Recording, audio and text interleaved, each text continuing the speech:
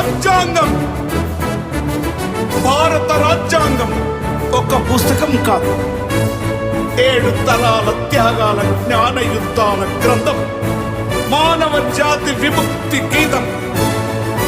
భారత మాత రాజ్యాంగం అభాగ్యుల ఆయుధం, 7 తరాల త్యాగం, జ్ఞాన యుద్ధముల గ్రంథం, శాస్త్రం వేదం